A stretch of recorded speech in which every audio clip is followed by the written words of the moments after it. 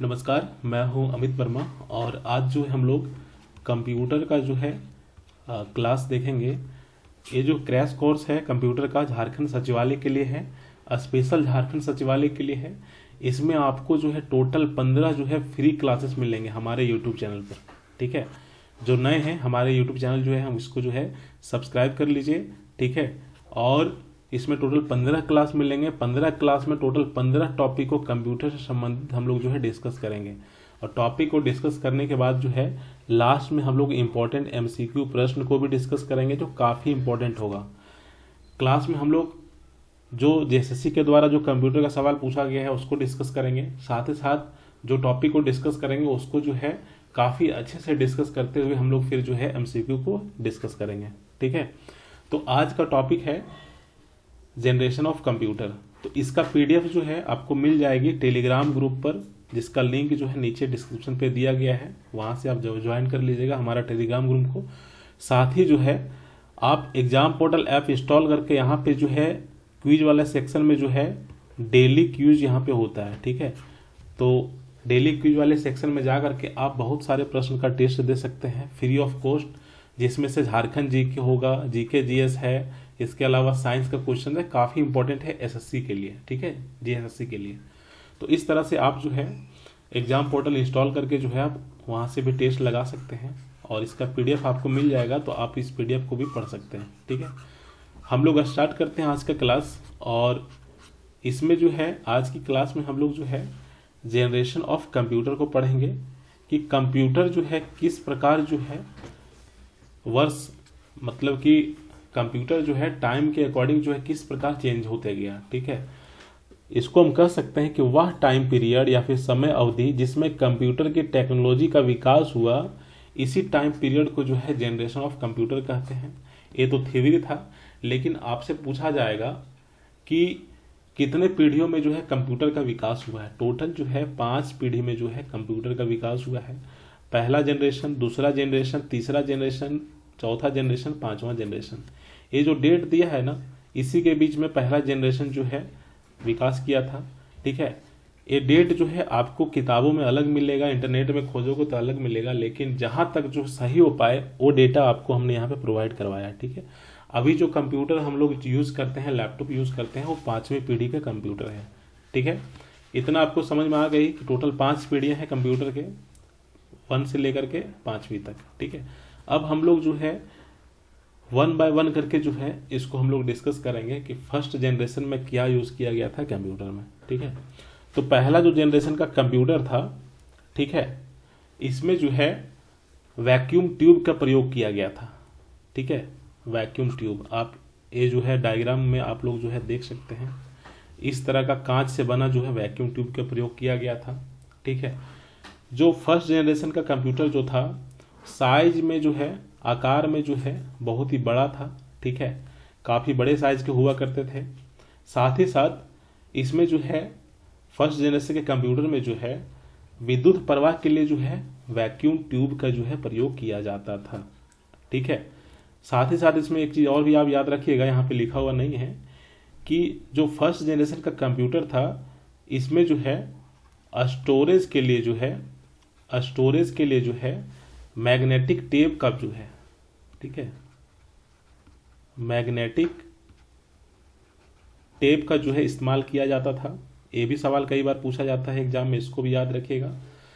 और यहाँ पे इसका कुछ एग्जाम्पल दिया गया है कि फर्स्ट जनरेशन का जो कंप्यूटर है उसका एग्जाम्पल जैसे कि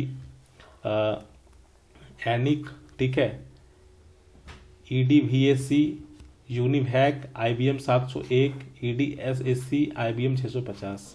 कई बार जो है जेएसएससी के एग्जाम में पूछा गया है कि एनिक का मतलब क्या होता है, फुल फॉर्म क्या होता है, तो electronic numerical integrator and computer. ठीक है, इसी प्रकार एडवैक का फुल फॉर्म क्या होता है, इलेक्ट्रॉनिक, ठीक है, डिस्क्रिएट वेरिएबल एटॉमिक कंप्यूटर। ठीक है, ऑटोमेटिक कंप्यूटर।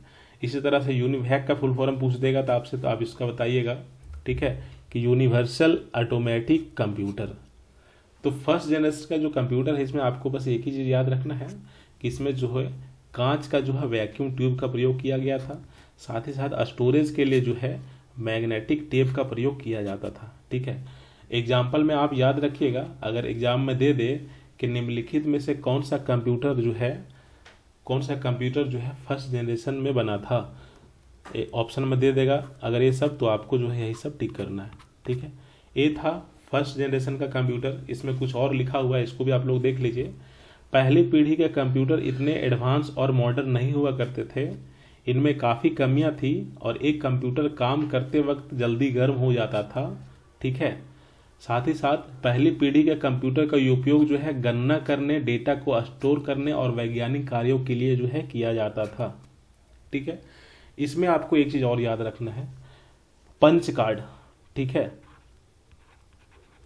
पंच कार्ड, तो पंच कार्ड का जो प्रयोग है ना, इसी पीढ़ी में किया जाता था, फर्स्ट जनरेशन में किया जाता था, ठीक है। जैसे कि इसके बारे में अगर हम लोग बात करेंगे तो वैक्यूम ट्यूब का प्रयोग किया जाता था, स्टोरेज के लिए मैग्नेटिक टैप का प्रयोग किया जाता था, और साथ ही साथ पंच कार्ड का प्रयोग किया जाता था इसी पीढ़ी में, ठीक है। इतना याद रखना है। और साथ ही साथ पहली पीढ़ी के जो कंप्यूटर का नाम है, इसका नाम आप लोग याद रखिएगा। अब हम लोग चलते हैं सेकेंड जनरेशन में। तो सेकेंड जनरेशन का जो कंप्यूटर है, ठीक है, ये जो सेकेंड जनरेशन का कंप्यूटर है, इसमें जो है ट्रांजिस्टर का जो है इस्तेमाल किया जाता था, ठीक है। पहला जनरेशन में वैक्यूम ट्यूब का इस्तेमाल किया जाता था, तो सेकेंड जनरेशन में क्या हुआ कि वैक्यूम ट्यूब जो है इसको छोड़ करके, इसका इस्तेमाल ना करके जो है ट्रांजिस्टर का प्रयोग किया गया, ठीक है। आप ये देख सकते हैं ट्रांजिस्टर है, ठीक है। इसके बाद जो है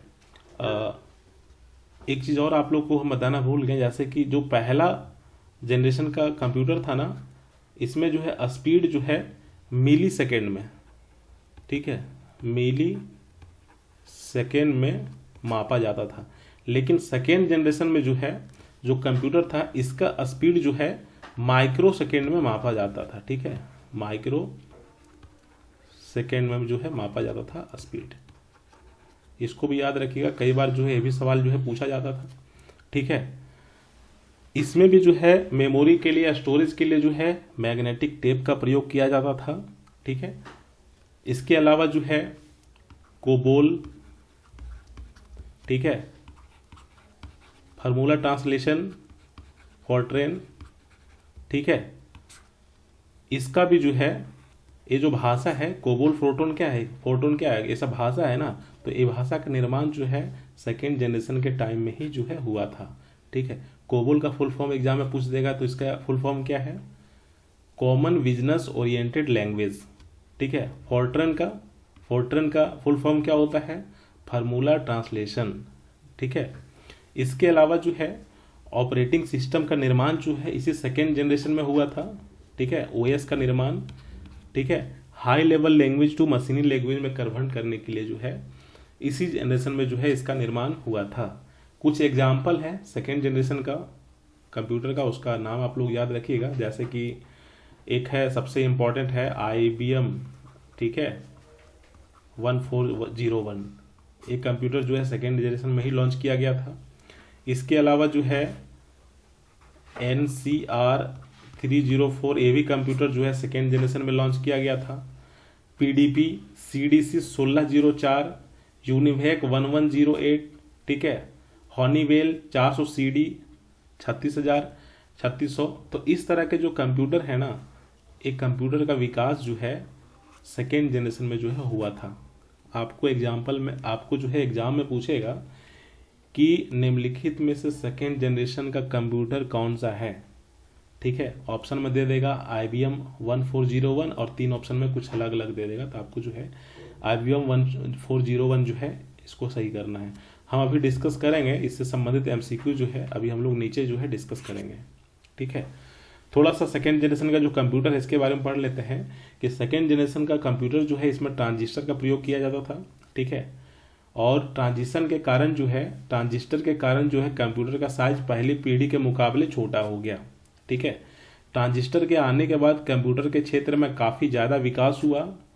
ट्रांजिस्टर जो है वैक्यूम ट्यूब जो पहला जनरेशन में यूज किया जाता था उसकी तुलना में काफ़ी सस्ते थे, साइज में छोटे थे और रिलायबल भी थे, ठीक है, काफ़ी तेज़ काम भी करता था, ठीक है।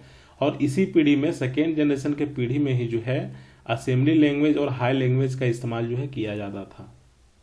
ठीक है, इतना कुछ जो है आपको सेकेंड जनरेशन में याद रखना है। सबसे पहली बात, ट्रांजिस्टर का प्रयोग जो है कौन से जनरेशन में किया गया था? सेकेंड जनरेशन में। ठीक है, सेकेंड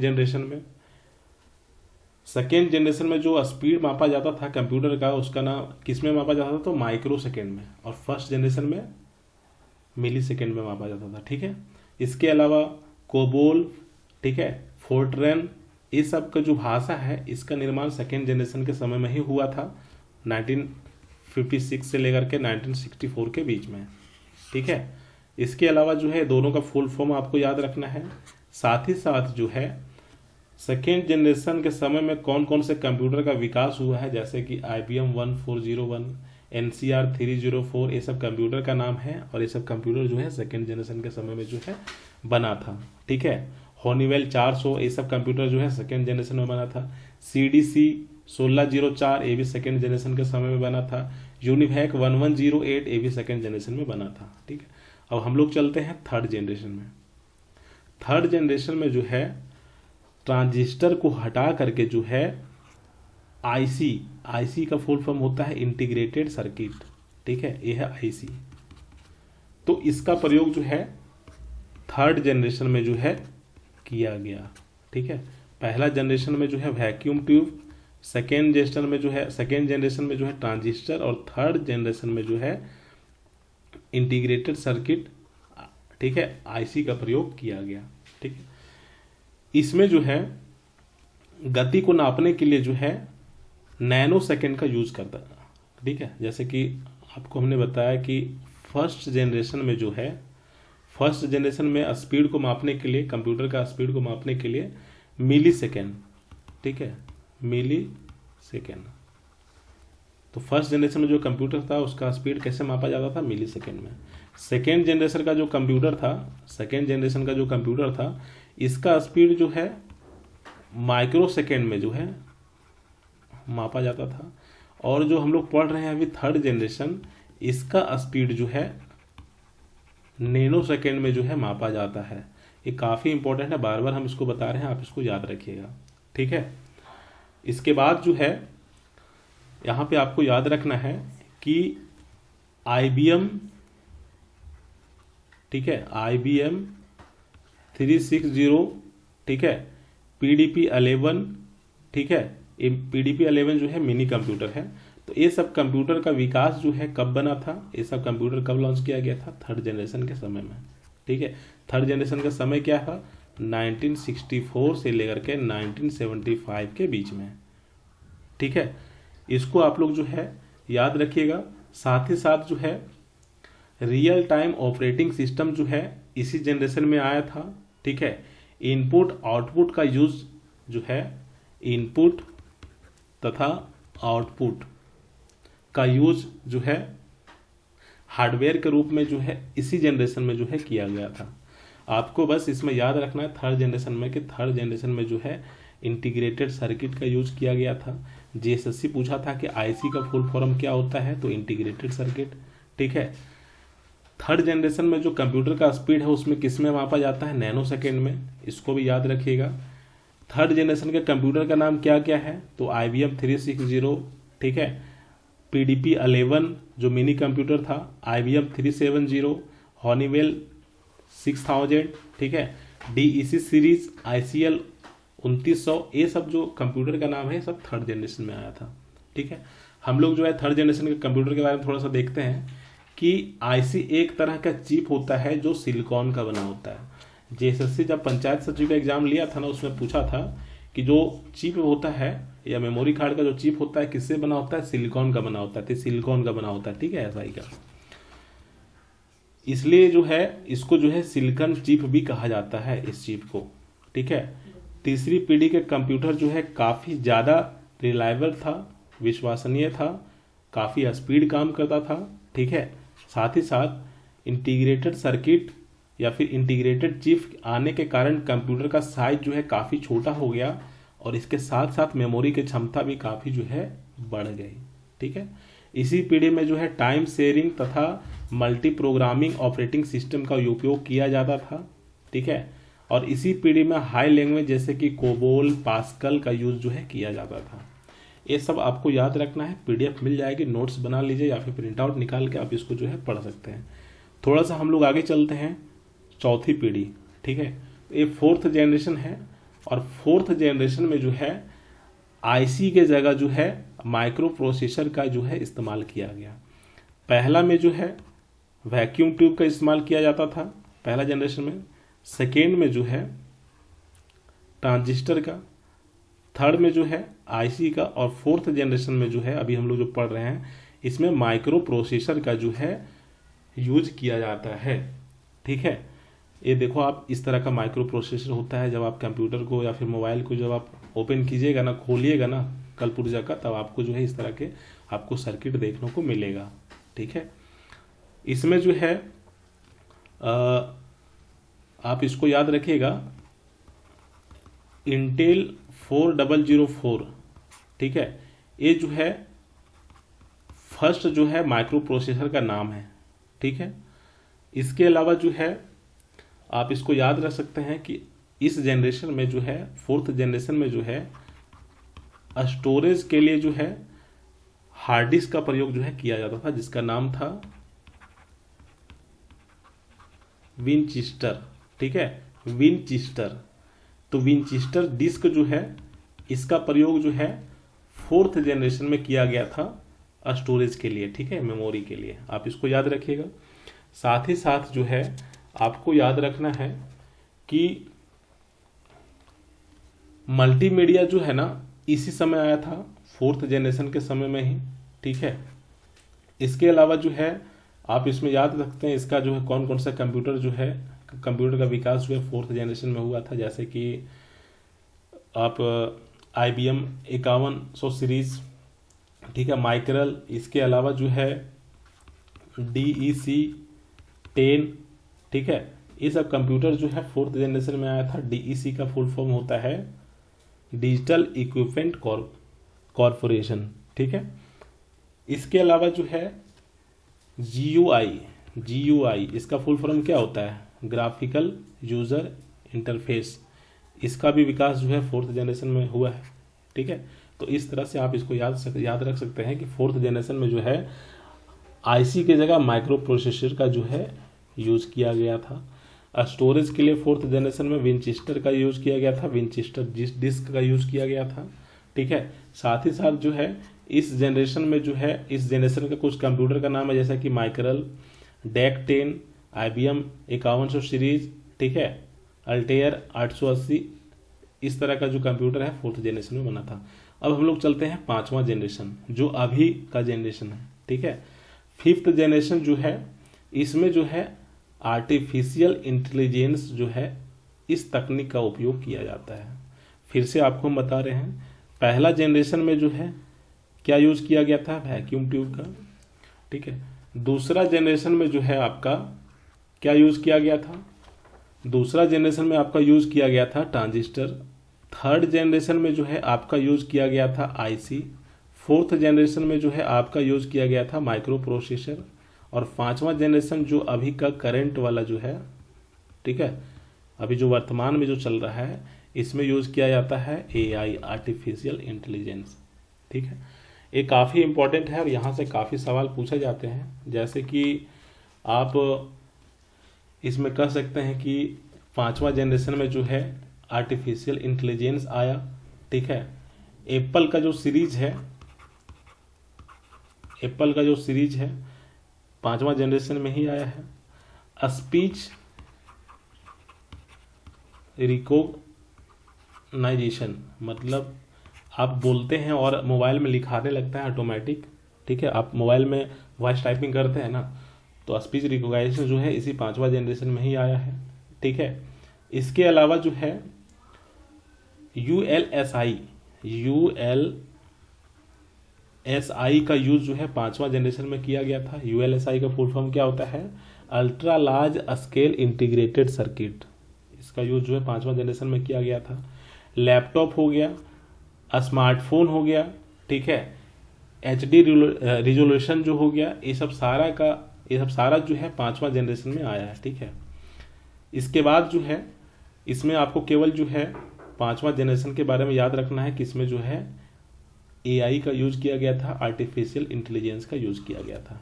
इसके बारे में कुछ देखते हैं। जैसे कि वर्तमान समय में जो है कंप्यूटर की 5वीं पीढ़ी चल रही है और यह कंप्यूटर की आखिरी पीढ़ी है। इस पीढ़ी में हाई लेवल भाषा जैसे कि C++, जावा, .NET आदि का जो है उपयोग किया जाता है।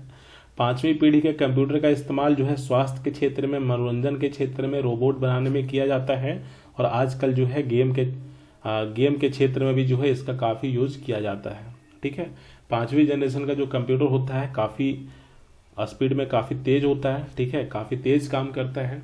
ठीक है, और काम करने की क्षमता भी जो है काफ़ी ज़्यादा होता है। ठीक है, आप पहला दूसरा जनरेशन का जो कंप्यूटर था ना, वो आप जो है बहुत जल्द जो है गर्म हो जाता था, लेकिन ये जो 5वां जनरेशन का कंप्यूटर जो है ना, इसमें आप जो है काफ़ी समय तक काम कर सकते हैं। ठीक है, गर्म नहीं होता है। ठीक है, धीरे धीरे कंप्यूटर की 5वीं पीढ़ी को और भी जो है ज़्यादा विकास किया जा रहा है ताकि और भी जो है एडवांस जो है टेक्नोलॉजी जो है यूज किया जा सके। तो इस तरह से हम लोग जो है टोटल 5 जनरेशन का कंप्यूटर के बारे में हम लोगों ने पढ़ा है।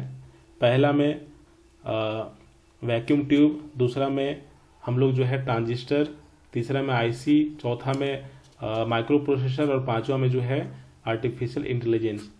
तो इस तरह का जो यूज़ किया गया था हर जनरेशन में, उसके बारे में हम लोगों ने पढ़ा है। ठीक है, इसके बाद कुछ और जो है आपको हम एक्स्ट्रा बता रहे हैं, फिर हम लोग जो है प्रश्न को डिस्कस करेंगे। ठीक है, जैसे कि इंडिया में फर्स्ट लैपटॉप कौन सा था इंडिया में? ठीक है, फर्स्ट लैपटॉप इंडिया में क्या नाम था? Toshiba T1100। ठीक है, ये जो है इंडिया का फर्स्ट लैपटॉप था। 1985 में जो है इसको बनाया गया था। ठीक है, इसके अलावा जो है आप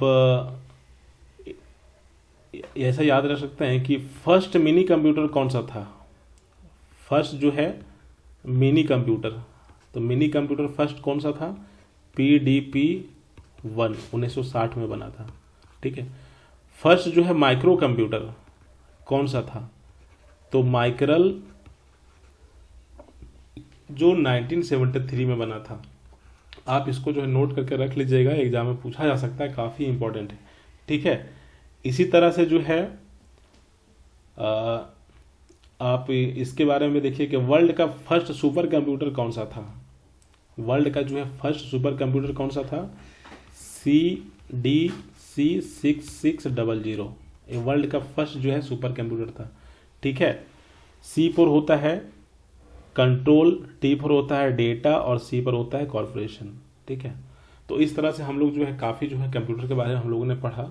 अब जो है हम लोग कुछ प्रश्न को डिस्कस करते हैं। ठीक है, जैसे कि पहला प्रश्न जो है आपका यहाँ पर है IBM 1401।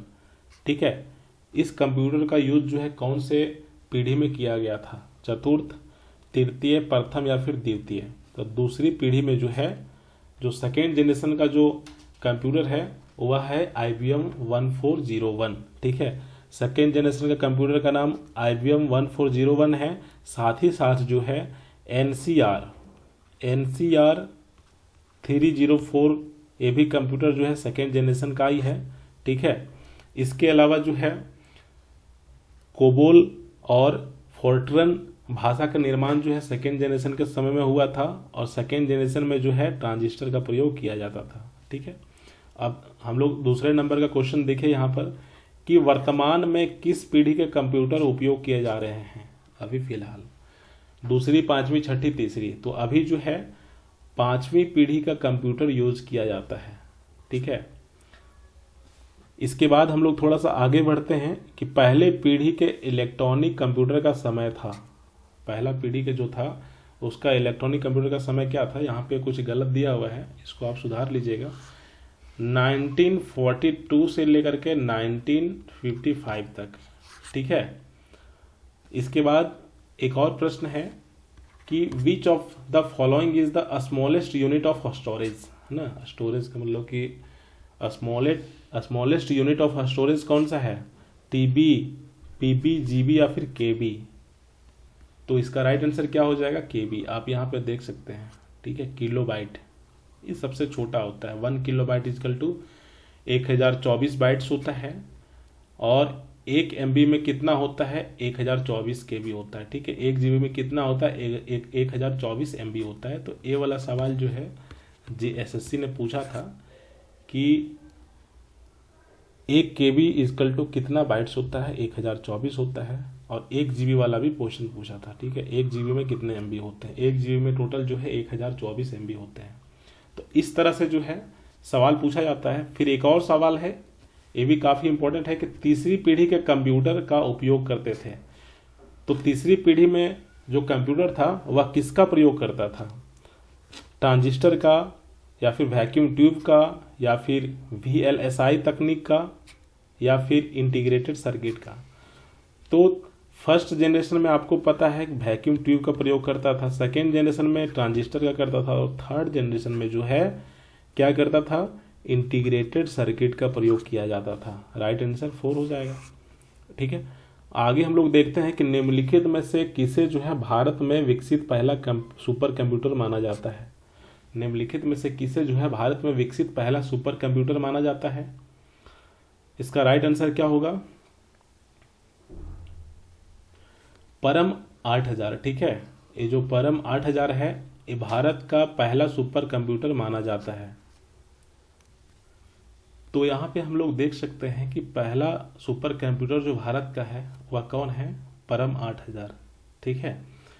इसके अलावा जो है आप लोग यहाँ पे बहुत सारे चीज़ लिखा हुआ है, इसको आप लोग पढ़ लीजिएगा। जैसे कि परम सुपर कंप्यूटर जो है विजय पी पाटकर के नेतृत्व में विकसित किया गया था, ठीक है।